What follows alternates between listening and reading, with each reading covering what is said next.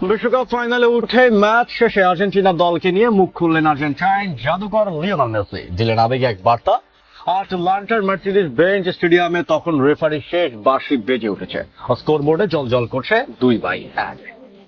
একবার শূন্য গোলে পিছিয়ে থাকার পর মাত্র 7 মিনিটের এক অলৌকিক ঝড়ে ইংল্যান্ডের অহংকার ঘুরিয়ে দিয়ে টানা দ্বিতীয়বারের মতো বিশ্বকাপের ফাইনালে লিওনেল মেসির আর্জেন্টিনা।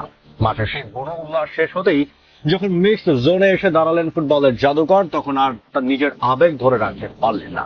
39 বছর বয়সে মহানায়ক কোটি ভক্তের হৃদয় ছুঁয়ে যাওয়া এক আবেগী বার্তায় মেসি বলেন, এই জয় শুধু আরেকটি জয় নয়, এর সাথে জড়িয়ে আছে পুরো আর্জেন্টিনার জাতির অনুভূতি।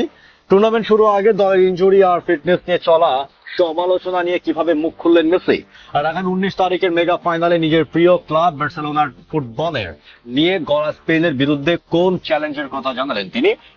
এই ভিডিওতে মেসির সে ঐতিহাসিক বার্তার ভেতরের সব রহস্যের নিখুঁত ব্যবচ্ছেদ করা যায়।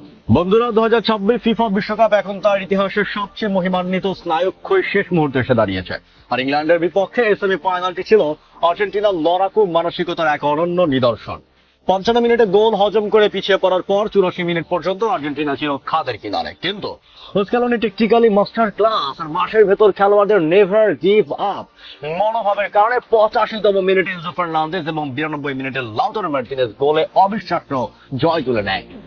আলভেস সেলেস্তারা ম্যাচ শেষে টিওআইসি স্পোর্টসকে দেওয়া একান্ত সাক্ষাৎকারে মেসি বলেন, পুরো অভিজ্ঞতাই ছিল অবিশ্বাস্য। মাঠে নামার মুহূর্ত থেকে জাতীয় সঙ্গীতের সময় পর্যন্ত বিশেষ এক অনুভূতি কাজ করেছিল। আমরা জানতাম এটা সাধারণ কোনো ম্যাচ নয়, আর্জেন্টিনার মানুষ এই জয় চেয়েছিল, আমরাও চেয়েছিলাম।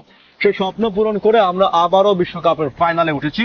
বিশ্বকাপ শুরুর আগে আর্জেন্টিনার বেশ কয়েকজন গুরুত্বপূর্ণ খেলোয়াড়ের ফিটনেস নিয়ে ফুটবল মহলের তীব্র সংশয় ও সমালোচনা চলছিল। অনেকে ভাবছিলেন এই বুড়ো দল নিয়ে স্ক্যালোনি হয়তো এবার ফিরতেই পারবে না। মেসি সেই সমালোচকদের জবাব দিয়ে অত্যন্ত সাবলীল ভাষায় বলেন, অনেকে আমাদের নিয়ে সন্দেহ করেছিল কারণ কয়েকজন খেলোয়াড় পুরোপুরি ফিট ছিল না, কিন্তু এই দল একসঙ্গে থাকলে বাড়তি শক্তি পায়, একজন আরেকজনকে অনুপ্রাণিত করে, তখন আমরা নিজেদের সামর্থ্যের বাইরে গিয়ে খেলতে পারি। 8 বারে ব্যালন ডি'অর জয়ী এই ফরওয়ার্ড আরো মনে করিয়ে দেন যে এটি কেবল টানা 2টি বিশ্বকাপের ফাইনালই নয়, সব মিলিয়ে আর্জেন্টিনা ফুটবল দল এখন টানা 5টি বড় টুর্নামেন্টের ফাইনালে খেলছে, যা ফুটবল ইতিহাসের এক অলৌকিক ও অবিশ্বাস্য কীর্তি। দেশের কোটি সমর্থকদের উদ্দেশ্যে মেসির বার্তাও ছিল 2022 সালের কাতার বিশ্বকাপের মতো অত্যন্ত আবেগঘন ও মায়াবী। মেসি বলেন, আমাদের মতো আপনারা এই মুহূর্তটা উপভোগ করুন। আমরা আবারও বিশ্বকাপের ফাইনালে, আবারও বিশ্বের সেরা 2 দলের একটি। 4 বছর বিশ্ব চ্যাম্পিয়ন হিসেবে কাটিয়েছে, এখন আবারও শিরোপা লড়াইয়ে শেষ ধাপে পৌঁছাতে পেরেছি, এটাই আমরা সবাই চেয়েছিলাম, বাকিটা ঈশ্বরের ইচ্ছা।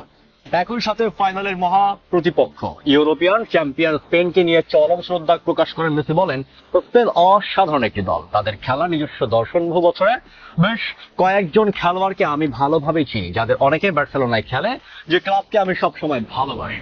আমরা বিশ্বাস ফাইনালি খুব প্রতিদ্বন্দ্বীপূর্ণ একটি লড়াই হবে। তো বন্ধুরা, টানা দ্বিতীয়বারের মতো আর্জেন্টিনার বিশ্বকাপের ফাইনালে ওঠা এবং সমর্থকদের উদ্দেশ্যে লিওনেল মেসির এই হৃদস্পন্দন থমকে দেওয়া আবেগিক বার্তাকে আপনারা কিভাবে দেখছেন? আগামী 19 জুলাই নিউ জার্সি মেট লাইফ স্টেডিয়ামে স্পেনের তরুণ তুর্কিদের বিরুদ্ধে কি টানা দ্বিতীয়বারের সোনার কাপটি উঠিয়ে ধরতে পারবেন 39 বছর বয়সী এই ফুটবল জাদুকর? কমেন্ট বক্সে আপনার মূল্যবান মতামত লিখে জানান। 2026 ফিফা বিশ্বকাপের মেগা ফাইনালের প্রতি মুহূর্তের ইনসাইড টেকটিক্যাল অ্যানালাইসিস এবং লাইভ আপডেটের জন্য আমাদের চ্যানেলটি এখনই সাবস্ক্রাইব করে বেল আইকনটি প্রেস করুন। দেখা হচ্ছে পরের ভিডিওতে। ধন্যবাদ।